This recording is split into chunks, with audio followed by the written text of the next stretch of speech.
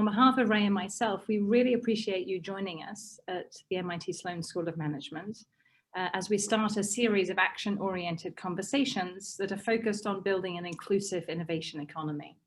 Just to give you a little bit of a motivation about why we're having these discussions, Ray and I have the privilege, and I think the rather daunting task, of working with our community to build a more diverse, equitable, and inclusive community at MIT Sloan and across MIT. Now, our focus is on going from unconscious bias to conscious inclusion. And a lot of our work, almost by its nature, is very inward facing, how we shape and build a constructive culture inside MIT. But we're not an island, and we are roiled every day by the really complex challenges of DEI as it's manifest in Kendall Square, in Cambridge, in Greater Boston, across Massachusetts and beyond, and throughout the United States. And across the US, we're not alone really as an academic community of staff and students, faculty, and also a much, much broader community of alum asking what our productive role can be. And because our focus at MIT is so often on innovation, and our location is probably one of the great innovation ecosystems in the world, we really have a huge responsibility, I think. And we believe we have a big responsibility for engaging in that innovation economy in a way that really does promote the sort of inclusion that is important to us. And so we've chosen to focus our learning journey on the forces shaping that innovation economy. And I just want to say a little bit about what we mean by that. We mean not just the high growth innovation driven enterprises, especially those that really characterize the previous economic recovery. We also mean the small and medium sized enterprises that are the absolutely critical backbone of our economy, who we know have been incredibly hard hit, especially those SMEs that are led by communities of color and Black and brown entrepreneurs who've been so severely hit by the current crisis. We know we need to build back a recovery that we think looks and feels different and is different. It needs to be more inclusive, more integrated, with so many more widespread opportunities to make sure all those incredibly talented people with great ideas participate. So simply put, these conversations are meant to focus on accelerating inclusion in the innovation economy, first locally, right outside our back door, but we'll continue with a global theme as well as we go along. Now, in these conversations, we really want to focus on inclusion of underrepresented communities. Obviously, we could talk about many dimensions of diversity, but the ones that really are on our mind and we want to focus on right now are about Black and brown entrepreneurs, about innovators from African American and Latinx communities. This is really important to us. And the special theme is how leading members of the African American and Latinx communities have actually also found ways of translating their cultural capital, which they've often accumulated in fields from athletics to music, from movies to politics, into the innovation economy as entrepreneurs, as investors, and as champions. And so that's a special theme that we hope to weave in as we go along. We think this is an important shift, which really has game-changing significance. And so we're going to try and weave this into both live conversations, but also some pre-recorded interviews. We want to share those with you, as we will this conversation, and we hope the many to come. And we actually hope that you start to make those recordings too. So we want to encourage you to co-create these ideas and these conversations with us. So as a start, we wanted to share a quick clip of an interview with one of our very special alums, Claude Granitzky. So Ray, I think you're going to introduce Claude and the video for us.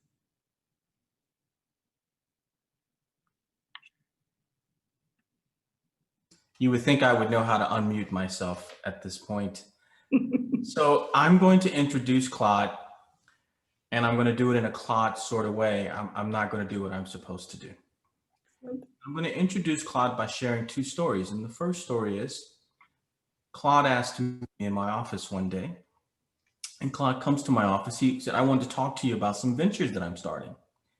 And so Claude comes to my office and he sits down. And when he sits down, he begins to take me through my published work and to talk to me about my ideas. This has never happened before. Rarely do people read your work before meeting with you. Claude not only read it, but he had insights on my work. So he's already endeared himself to me.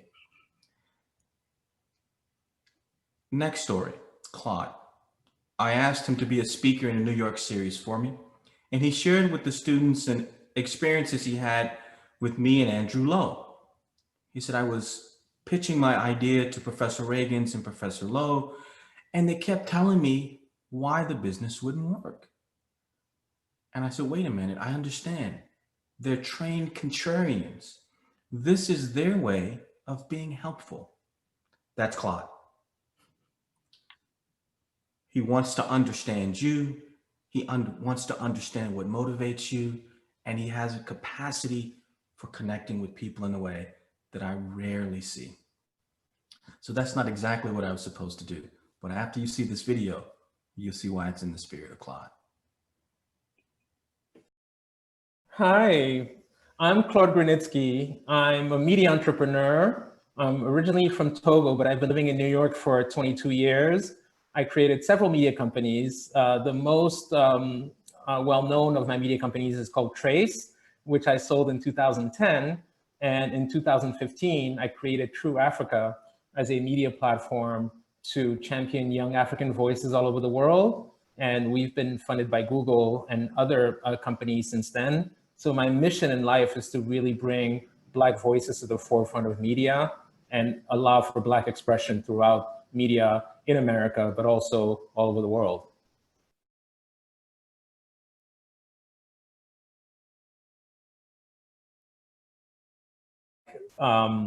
The idea that I'm going to share some of my early experiences coming to New York as a Togolese man, a Black man with a Polish name.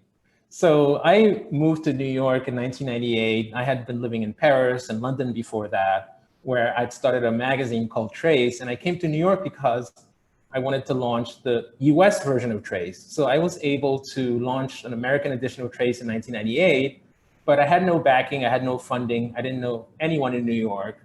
And I had to work my way up that food chain that is very competitive in New York.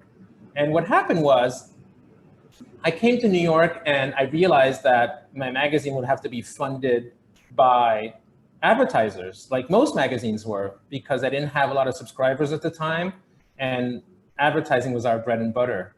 And so I would basically hit the pavement, pound the pavement, and literally take my magazines into a bag and really go to these media companies or these advertisers to try to sell pages in my magazine.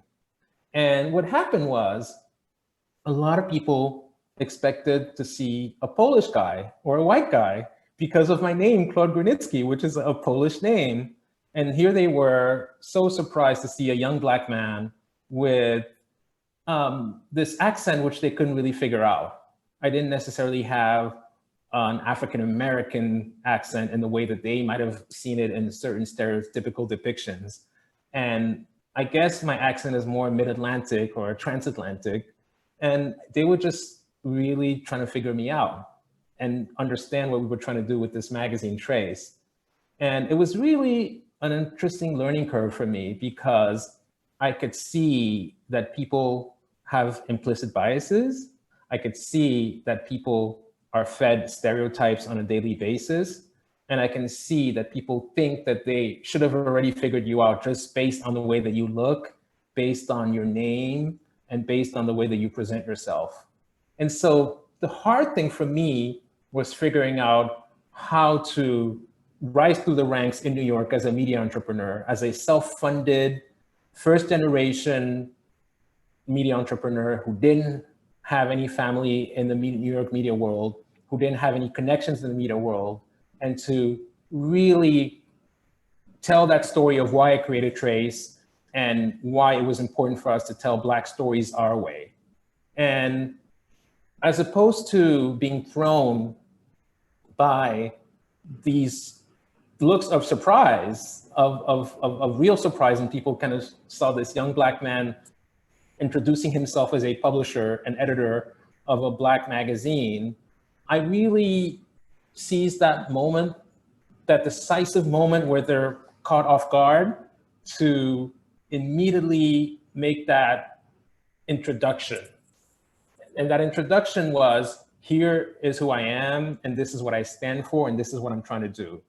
And it was interesting because that liminal space where people are a little bit anxious because they don't really know how to react, they want to be they don't want to be perceived as racist, they don't want to be perceived as judgmental or as biased, that few seconds in the very first meeting is what I seized upon to tell my story. And I found that a lot of the people who ended up supporting my magazine with advertising are people who initially were very, very surprised that I was the guy who showed up when they expected to see a white man. And that was a defining experience for me in New York, because I learned to understand the way that people just immediately want to put you in various boxes. Ray, as with class, Claude never disappoints. He's always incredibly thoughtful and really self-reflective, and really helps us understand a little better some of his experiences. And I absolutely hope that as we go along with this series, Malia, you will be willing to do your magic and interview other entrepreneurs and innovators, as I hope we all will. And I really do encourage our community to also go out there, find people to talk to, interview, share with us. We're going to build up these conversations. I'm really pleased that we can now begin our live conversation and really kick off the first in this series as a conversation focused on building a more inclusive innovation economy. Move our attention from New York, just a little bit further north, up to Boston, but just for now, with three leaders who are absolutely at the forefront of leading cultural change across different parts of Boston's innovation economy. And so, Ray, I'm going to hand over to you to introduce Kerry, and then I will introduce our other two speakers. Thank you, Fiona. So my apologies. It's been a long day and a long morning. So Kerry, I'm actually going to spend some time reading, if you don't mind, so I can get this impressive career correct, an ongoing career. So Kerry is the managing partner of Msaada Partners. Msaada is Swahili for service. And the strategy firm empowers social impact through consulting, coaching, and connecting. He is also leading the Majira project. Majira is Swahili for summer. So in a nod to the growing season, a nonprofit accelerator program, an innovator support organization helping small businesses and startups with the mission of entrepreneurship-led community development. What I loved about our early conversations, Kerry, was this idea that MIT has as much to learn from the community as they have to learn from us. And so Kerry works at the nexus of social, economic, environmental justice, and has more than 20 years of experience in private, public, and nonprofit management. In addition to holding leadership positions at his church, he mentors and teaches startup firms as part of the MIT Venture Mentoring Service and the New England Regional Innovation Node, and serves on the Black Innovation Alliance leadership team, MIT Graduate Alumni Council, MIT Sloan Affinity Groups Alumni Advisory Council, SI Ventures Advisory Board, and the board of the Museum of Science. I think we now understand why I needed to make sure I read that. Ray, that was beautifully done. Kerry, thank you for joining us. We absolutely appreciate having an alum join us, and we are so appreciative of all the work that you do. Next, I'm absolutely honored to be introducing Segun Idowu to our conversation. Segun is somebody whose name, at least, is known to many of us for the extraordinary work he does. And Segun, I'm really delighted to kind of welcome you into this MIT conversation. I'm sorry it's taken us this long to connect to you and what you've been doing. Segun is a lifelong resident of Boston, a proud product of the Boston Public Schools. He graduated from Boston Latin Academy, which I think we all know is a place that you have to work extraordinarily hard to both get into and then complete. Earned his bachelor's degree in history in Morehouse College in Atlanta. He serves as the executive director of BECMA, the Black Economic Council of Massachusetts, and he has been a tireless and I think fearsome advocate for policies, practices, and contracts that really will positively impact member businesses. BECMA held a very, very successful Black Expo in November 2019, featuring lots of Black-owned businesses and organizations, connecting 1,000 people to many business development workshops and resources. I think it's an extraordinarily important part of our economy. And he was recognized as one of the 100 most influential people in the city of Boston. It doesn't tell us the specific number, but I feel sure that it was up there in the top 10, Segun. So, and a man of the moment by the Boston Globe, which is also kind of impressive for your work in ramping up BECMA's efforts to really advocate in this very action-oriented way for direct resources to Black businesses in COVID. And it is that action orientation that you, like Kerry, bring to the table that is so important for us in our conversation. So Segun, welcome and thank you for joining us. And last but not least, I am really pleased to be introducing Malia Lazu. I found this description of Malia on her LinkedIn, so I think that this is sanctioned by her, but a friend once said of Malia, "You are like a shot of espresso, a dirty martini, and rainbow sprinkles all in one."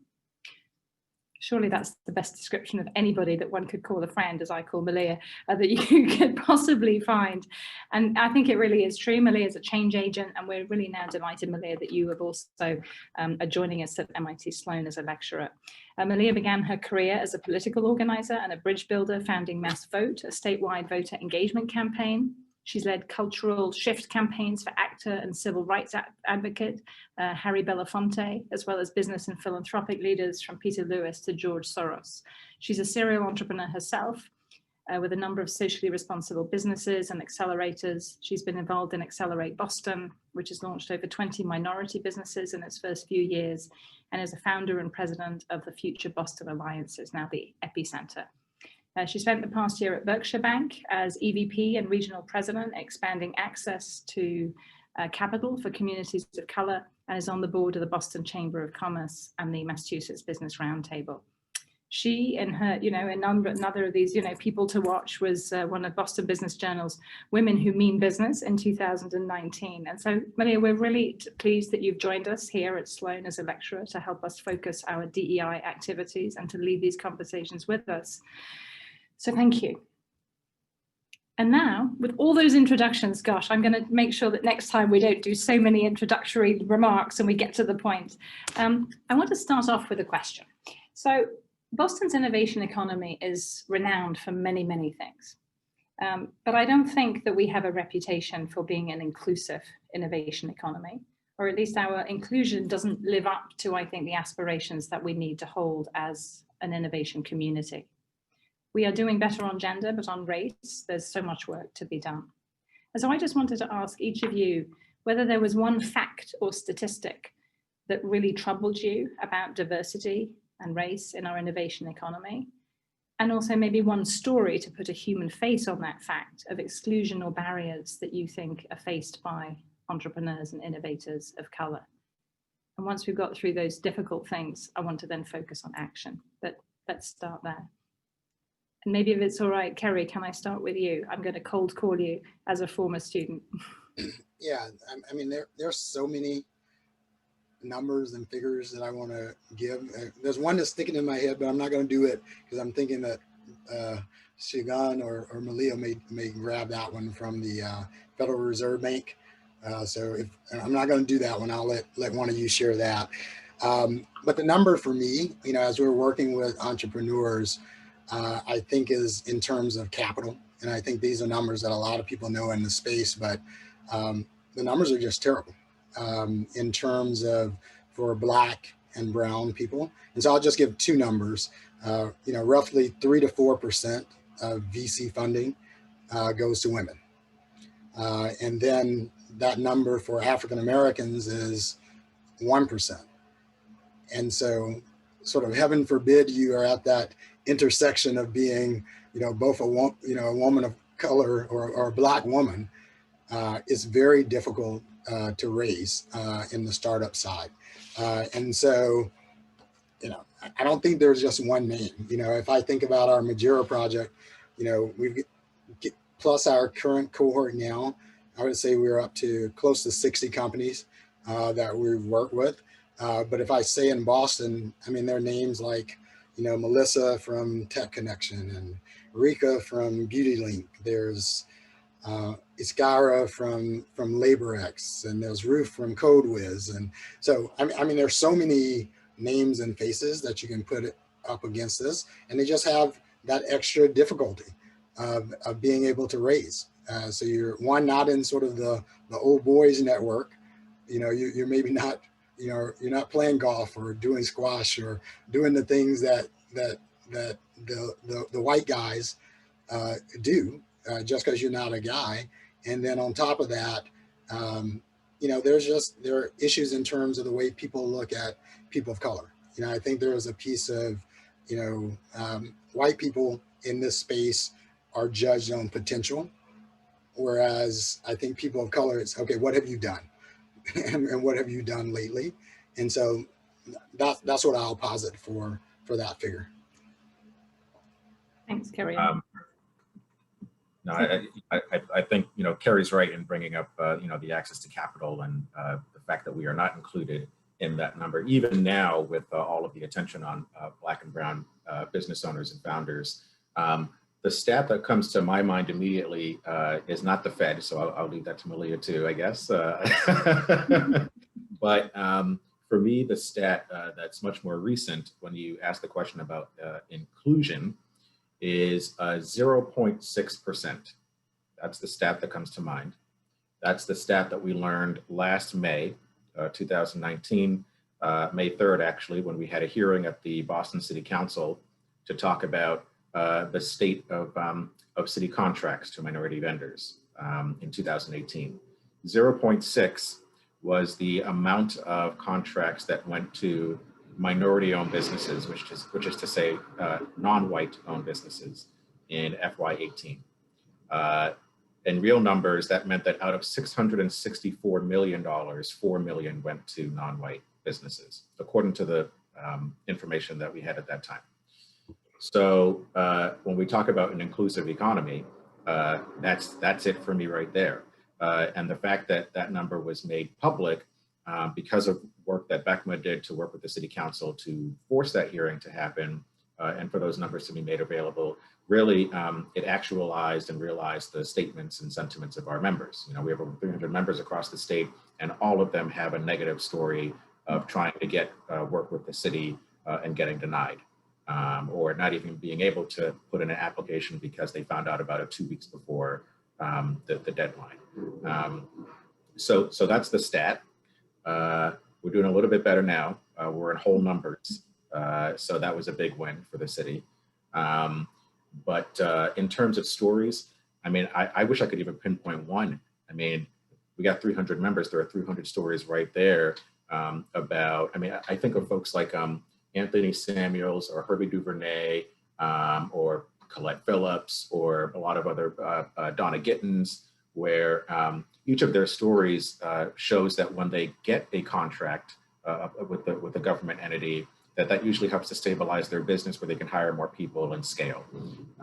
And so, as I think of, different stories, I mean, I can go down the list of negative stories, but for me, the fact that that the businesses I just named and so many others that I could offer, when they get the investment, they thrive and they contribute greatly to the not only their communities but to the whole state economy. And so for me, it just shows why we keep banging the drum to say that this investment is important. We're not just trying to make sure that our families can eat and that our communities can thrive, but at the end of the day, minority businesses. This economy that the state that Charlie Baker takes credit for would not be what it is and where it is if it were not for the contributions of minority businesses. And when we invest more in them, that's even more prosperity that we all experience. Again, thank you. That is a stat that makes me glad I'm sitting down, because that is a troubling number. I'm glad that it's directionally positive, but I'm really pleased that you're sharing the names of the people who are beginning to get those contracts. And I really hope that over the course of our conversations, we'll be able to talk to a lot of people and hear more stories, because I think we have to, I wanted to show the numbers because this is MIT, we like numbers. If you can't measure it, we don't like it so much, but it's the human face of those stories. And when people get the contracts, as you say, the jobs they create and the wealth that spreads in the economy. Malia, over to you. And I think everyone wants you to tell us about a particular statistic, but you still get to choose. But you're just going to have to tell us about the Fed as well. Right. I will definitely tell, and I'm glad you're sitting down, Fiona, because this is another one, and that statistic is $8. And that is the wealth of the average wealth of Black communities compared to $250,000 to the white community in Boston here. And so that's the number that came out in a little bit ago. It wasn't, what was the year that came out in 2010? 2015. But you know, it's 2015. And you know, what that highlights, right, is when we talk about access to capital and wealth, is it highlights that most families start wealth with home ownership. When we're talking about that stat, we're not saying that white families are sitting on $250,000 of liquid cash. They're sitting on their house, right? And that house allows equity. That house allows kids to go to college and maybe allows a $20,000 loan to start a business, right? It gives you those choices to be able to build wealth. And that's what you don't have. The stat that I want to throw out as well, and it's not a stat, it's just a number. And that number is $2,000. And that's what I started Accelerate Boston with.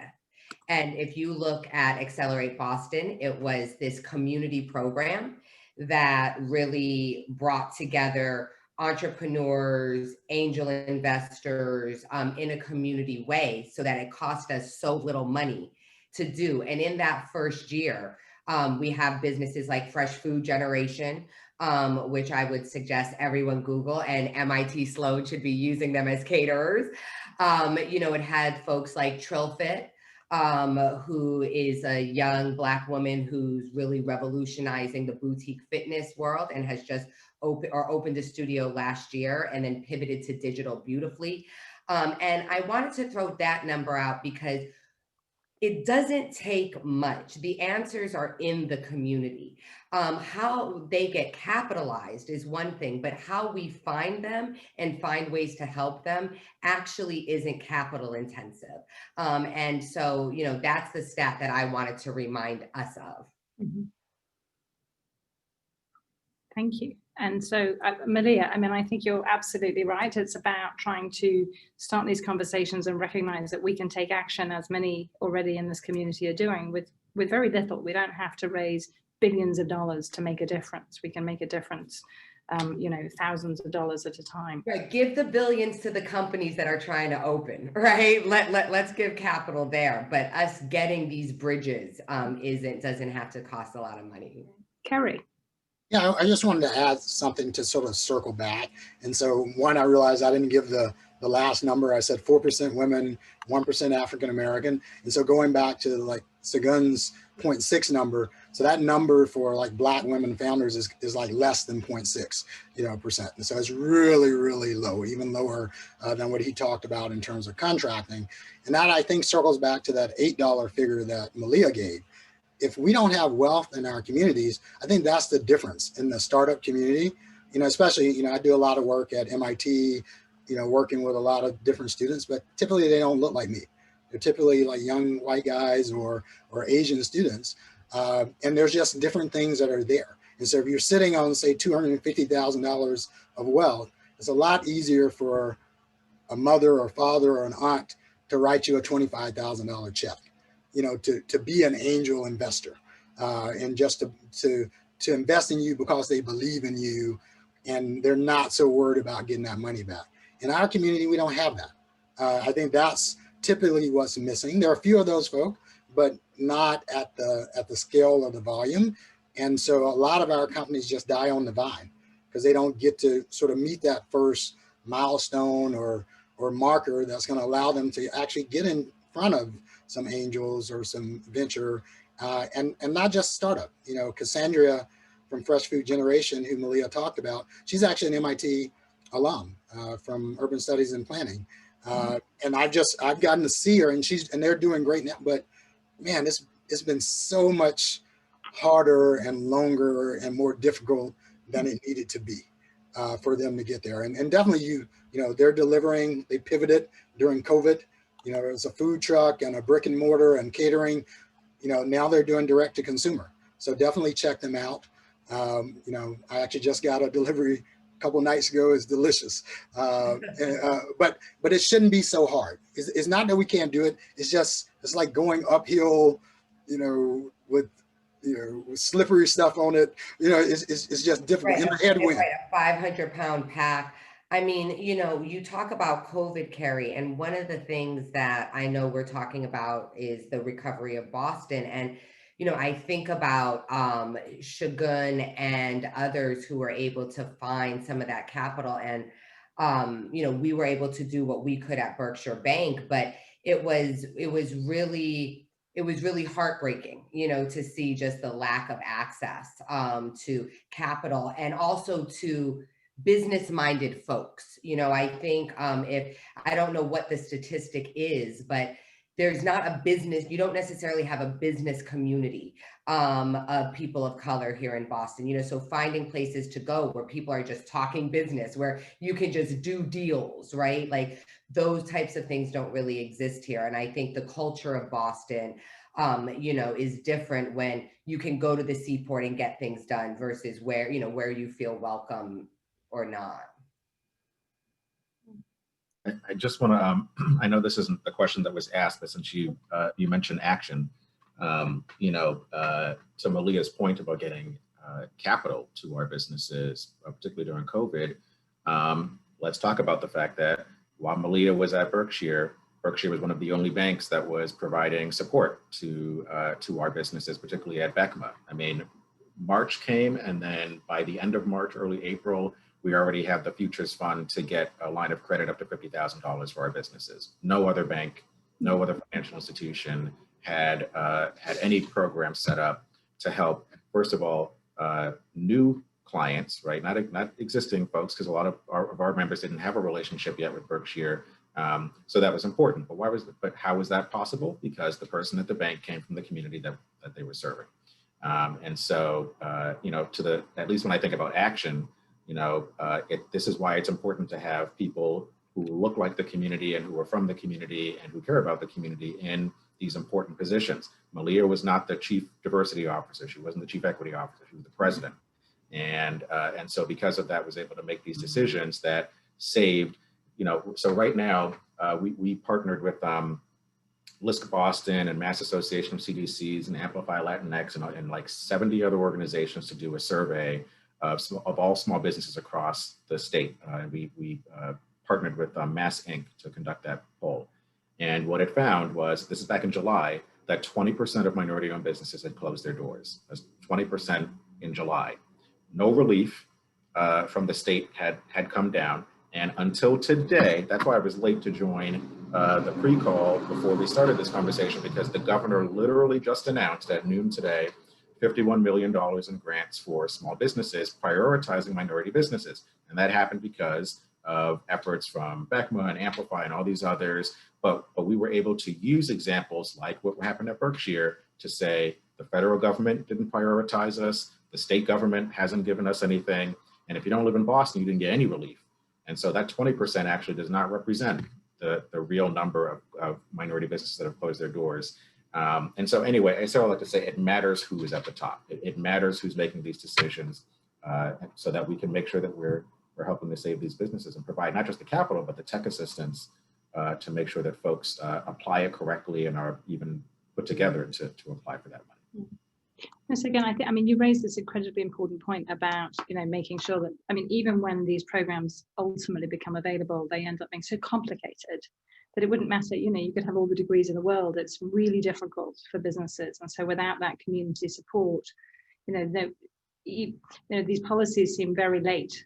The top-down policies have taken too long, but even the bottom-up kind of putting them into action. But I think that this whole question of sort of access to capital and access and having assets to be able to bring to bear is incredibly important. I think, Ray, it seems to me that this whole question of just having assets, home ownership is really important actually as the hinterland to how we think about how people are able to create their businesses. Do you want to jump? I hate to be a stereotypical academic, but there's a wonderful book, Urban Exodus. It describes segregation in Boston from 1920. It's really focused on Catholic and Jewish communities, but part of the story is the story of segregation. And that shapes who is in a position to buy a home, and it affects the outcomes that we're observing today. This is the example of systemic advantage and disadvantage. That's all I want to add.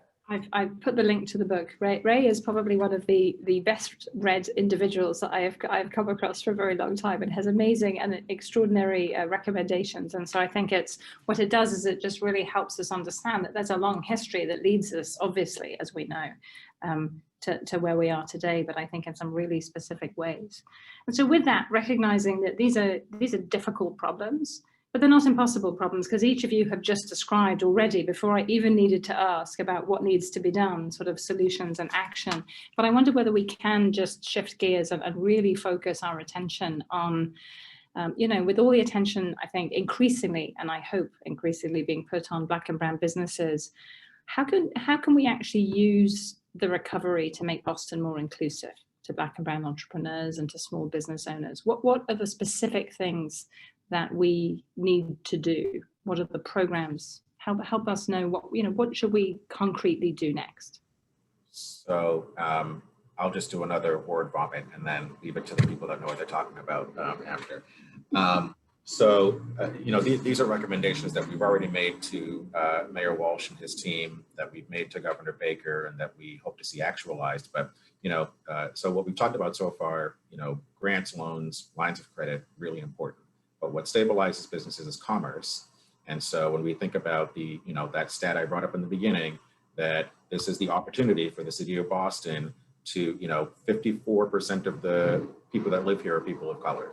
And so I would love to see 54% of our business go into businesses of color. I mean, we make up, I think, roughly 35% of the businesses here, minority businesses, but would love to see that number matched in terms of where the money's going. We had the opportunity when it came to CARES Act money, and WGBH found that Boston is going to Boston, and majority of the money went to non-minority businesses. But I think as we're thinking about the recovery, there are plenty of opportunities for the city to drive commerce, to steer contracts and money toward Black and brown businesses. So that's one thing, but there's a whole host of other things that we need to be doing systemically in the city to prepare for post-COVID, to ensure that we're not replicating the same mistakes that we're doing right now. But I'll be quiet there and jump in after.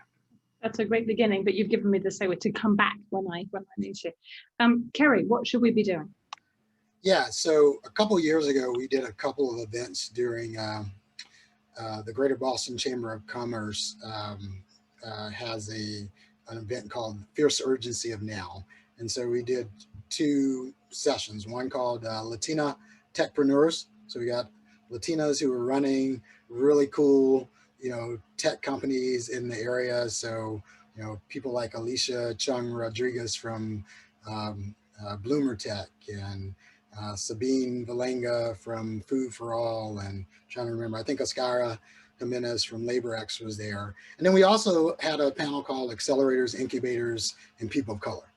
I think Rika and Cassandra from Fresh Food Generation, and Yukindi, Babson alum, company called Forefront, they were on the panel. And from that, what we heard, because I think the other thing is we need to listen. Just listen. Part of, I think, what I pride myself in is being sort of like the Lorax, in Dr. Seuss, he speaks for the trees. I think I sort of speak for entrepreneurs. I just try to listen. And what we heard from those sessions was that people need, or entrepreneurs need, technical assistance and consulting. They need help with that piece. At the time, pre-COVID, they needed spaces that were more inviting and accommodating. And so, we've got the work bars and WeWorks and different places, but they weren't really set up for people of color and women. It was a real bro technology. You can drink a lot of free beer, and you can, if you're coding and doing that, that's cool, but it didn't really build community. And then I think the last piece was that access to capital piece. So we started a conference last year called Catalyzing Community and Capital. And we've been focusing on those things. How can we get better technical assistance? Because I mean, that's tough. It's sort of like nobody wants to pay for that for early stage companies, and they don't have the money to pay for it. You know, the space piece or community, how are we connecting and making those connections? And then just back to that capital piece, you know, and especially that friends and family, early stage sort of pre-seed money, because once you get past that, you know, I would say our angel VC community in Boston is, you know, pound for pound, we're as good or better than, you know, out in California. But until those people get on that radar map, you know, that money doesn't flow. Nobody's writing checks. And so who's going to write those early checks? And so I think there are opportunities in all of those spaces for us to do things in that regard.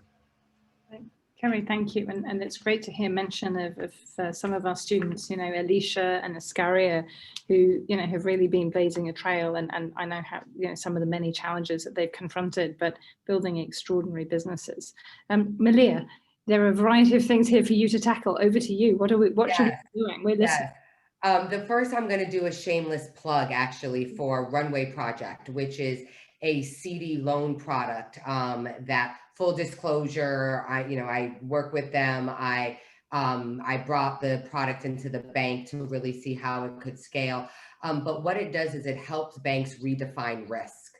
And I think, you know, as I think about all of us smarty pants here at MIT, I think helping not only banks, but investors not only redefine risk as, you know, as recipients of capital, but also redefine the risk of not doing this, and like us really understanding that, you know, we cannot lose such an important part of our economy, especially when we're talking about this new economy, innovation economy. Let's get it right from the beginning.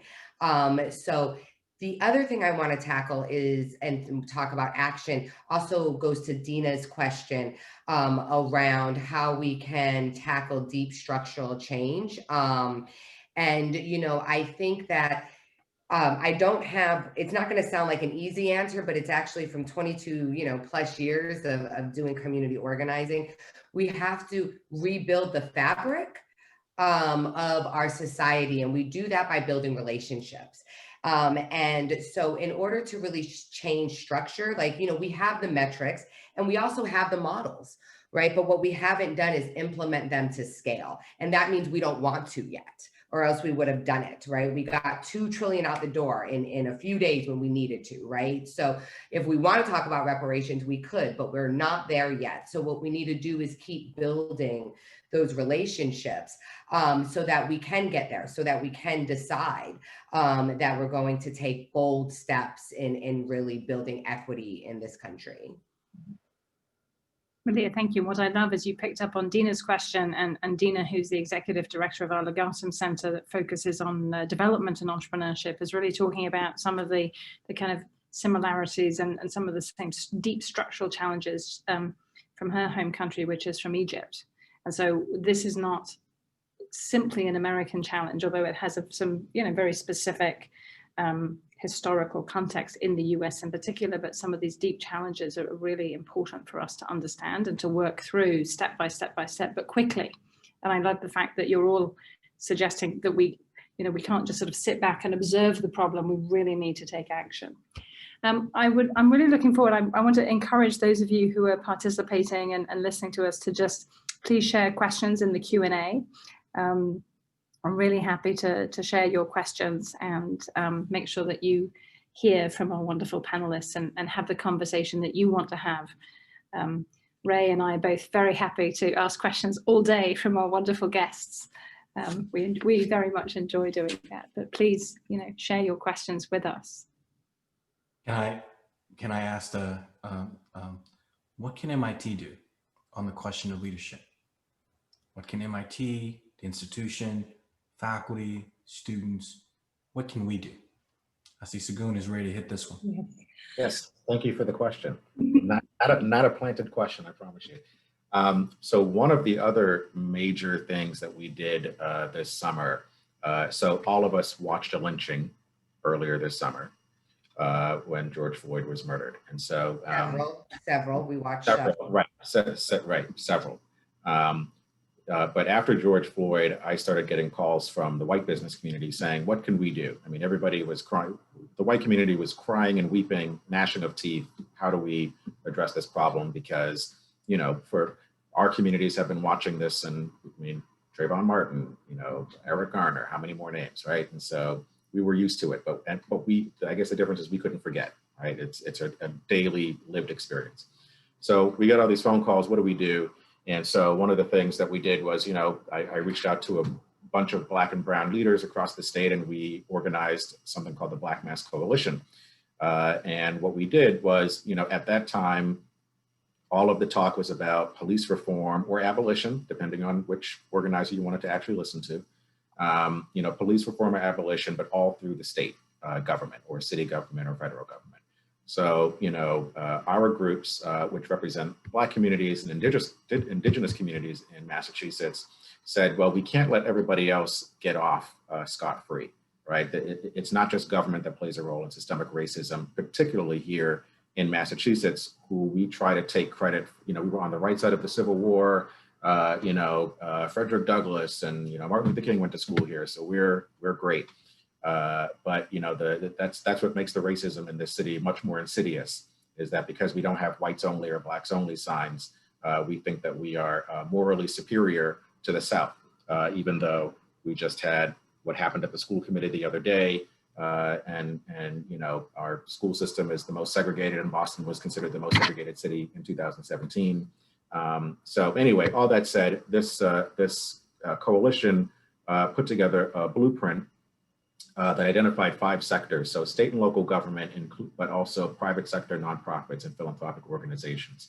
And so I say all that to say that the framework for this blueprint was capital culture, who's in charge. So when you ask what can MIT do, we'll start from the bottom up, and I've already addressed the who's in charge. So ensuring that people of color, particularly Black people, particularly Latinx, particularly Indigenous, don't just make up the diversity or equity positions, but that when you're looking at your top leadership, that they represent these communities. And then when you look at your board of directors, ensuring that, you know, even if you do have a healthy number of these folks on the board, that they're not just random board members, but that they sit on the executive committee, that they are the chair or vice chair of the board, that they are part of these committees that make the important and critical decisions for the organization. Thinking about culture, investing in organizations, I think of Boston While Black, run by Sheena Collier, and other organizations of that kind that are working to create community, because people of color, there is no such thing as a safe space. I think, you know, Ayanna Stanley Jones and Breonna Taylor would tell us that there's no such thing as a safe space. And so we need community. That means wherever we go, we should feel welcome and safe and free to do and be what and whoever we are. And then finally, when it comes to capital, you know, I've mentioned contracts. So yes, invest in fresh food generation, but you all engage in a lot of construction. There's the pilot program, all these other ways and areas for MIT to contribute more to communities and to businesses owned by people of color. And then of course, the piece of the blueprint that everyone looked at was, or talked about was, you know, we were looking to establish a $1 billion fund that would be statewide and invest in purchasing land, building housing, investing in businesses, investing in alternative economic models, et cetera, to ensure that we are able to create communities of our own that we can live and thrive in and contribute to the broader economy. You know, I'd love to jump in and Fiona talk about, I mean, I think one of the first conversations you and I had around what MIT can do, you know, and I was saying that the M stands for Massachusetts, and that we have communities right here that could use the type of support that MIT gives globally, you know, and I think finding ways to bring in not only, you know, the expertise of MIT, but also the legitimacy of these models, the legitimacy of working in communities of color is really, really important, you know, and I'm looking forward to working with you guys and all of you. So Lazu at mit.edu, hit me up, working with all of you to figure out how do we do this. You know, I was just having a conversation with Kerry saying, you know, I'm an old school organizer, so I like working with crews, you know, and how do we get pre-existing networks together so that we can get things done. And, you know, I'm very much looking forward to helping MIT answer that wonderful question that Ray asked. Yeah, thank you, Malia. And I think, you know, one of the things we take really seriously is action learning. So we learn by doing, and that's a really cool part, not just by sitting and, you know, being either producers of lectures or the consumers of those things, but actually getting out there, working with businesses in a whole variety of our lab classes. I think there's a great opportunity because I think we're going to learn so much from being out there, listening, providing, you know, some of the technical assistance that our students are so capable of giving, but they'll learn so much in that process. And I think, Segun, you really also remind us that as an entire academic institution, you know, we have both a massive responsibility and a huge opportunity to really start to make a difference on some of these dimensions. Especially, I think, this whole point about people feeling welcome and safe in and around our campus. You know, I think it's a really important thing for us to take very, very seriously. There are a couple of questions. You know, one is a question that I think, you know, in terms of contracts, and as we think about it coming in from, I think, Christopher, who asked about affirmative action when we think about filling contracts and what have you. Is that something that, how do you think about that, Segun? What do you think are the best mechanisms of trying to make sure that we actually get those contract percentages up to numbers that really do reflect the business communities that we have to draw upon? So first of all, shout out to Chris, used to work with him, great guy. Should there be, so the federal government has quotas, they have percentages, state government has percentages, Boston doesn't have any, but the point is that even if you do have them, just having them doesn't matter. There was just an explosive report 2 weeks ago in GBH about the state has their you know, their goals they're supposed to reach, and you know, they were accused of inflating the numbers, of including contracts that the state itself is not giving out and trying to take credit to show that they're surpassing these goals, even though it's not money from the state. So I would say, yes, it is important to have goals. Beckman has been advocating for that, but on the flip side, it's important to make sure that we're holding people accountable to achieving those goals, or else it's just a report that we read every year that collects dust unless we yell about it like we have been doing. Absolutely. Thank you. I mean, I think there's so many ways to shape numbers, but we need to actually have the substance and the action behind it. Kerry, I think you're jumping in. Yeah, I was trying to jump in and going back to that other piece of like, what can MIT do? I think, you know, what resources does MIT have? And I think, you know, like anyone, it's, you know, time, talent, treasure. And I think MIT is individuals, MIT is departments, MIT is the entire institute. And so how do we think about that? So I think for individuals, you know, we've had MIT, I have MIT interns working for me now. We're about to match some students from the MIT Consulting Club with some of the companies in our Majira project, because they can come in and just do work. So that's time and talent that you can bring to bear. In terms of treasure, as individuals, go and support Black and brown, you know, businesses. But I think in terms of, you know, departments, you know, G-Lab, you know, I went to Brazil and worked with a company in like Uberaba in Minas Gerais. Why couldn't I have worked with a company in Roxbury or Dorchester or Mattapan? Why did I have to fly halfway across We have a great Brazilian community in Brighton. Good food too. Exactly.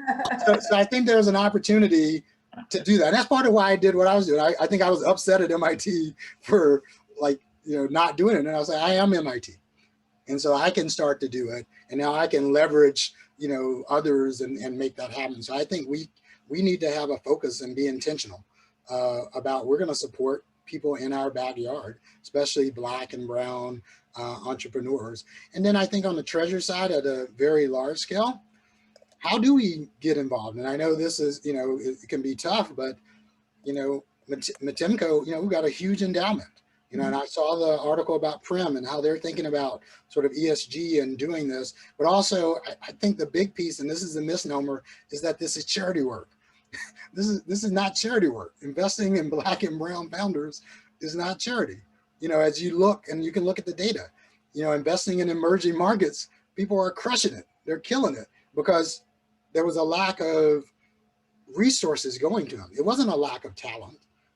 It's just a lack of opportunity and resources. So I think if we can actually, you know, and I'll do this, like I love Malia and I love Black Girl Magic, but like White Boy Drive is something completely different. And that drive comes from having the wind behind you, by having money, by having, I can do it. Nothing's in my way. Just make it happen. And I get to see it, you know, time and time again. And so how do we make that confidence? How do we give people that support so we can do that work for those companies? Kerry, Can I add one other thing? I'm sorry. No, please do. But when we talk about, you know, what we can do, MIT is also the place where Data for Black Lives sits. And I think that could be a really unique opportunity. You know, if there's something we do well is like data and ways to look at data and compile data and, you know, Excel spreadsheets or whatever. I guess no, not right now, after we saw the health debacle, but, you know, we know how to do those things at MIT, and helping tell the story through data, which we know is what people want to hear to prove the experience of 8 minutes and 46 seconds, I think could be another really cool thing. Great. I mean, we could, what I love is that this conversation is, you know, it's grounded in fact, coming back to your data point, Malia, it comes to life because these are stories of people we know, people who are, you know, in our community. I think you've really rightly reminded us, and I think Kerry, you know, you put it beautifully. We go all the way to Brazil or wherever it might be, and G Lab, maybe we need M Lab, Massachusetts Lab, or B Lab, Boston Lab. I'm not sure which letter we decide to put in front of it, but remembering that the M in MIT is for Massachusetts, and that there are enormous opportunities where I think MIT and our talent, I think, is probably our most precious resource, our students, our alum, our staff, to really make a difference in the community. You've kind of created, it's been really generative for me, and I want to thank you. Ray, I know Ray and I have so many ideas. I can practically feel the sort of generation of ideas happening over Zoom at the moment. I want to thank everybody. And Malia, I'm going to hand over to you and ask you if you could just wrap up the conversation for us. Tell us what's happening next. Definitely. Well, thank you so much. You know, I want to thank Segun and Kerry for joining. You know, they've been a part of my crew, so they roll with me wherever we go. And so it was wonderful to have them help ground us in Boston in a very, very solid way.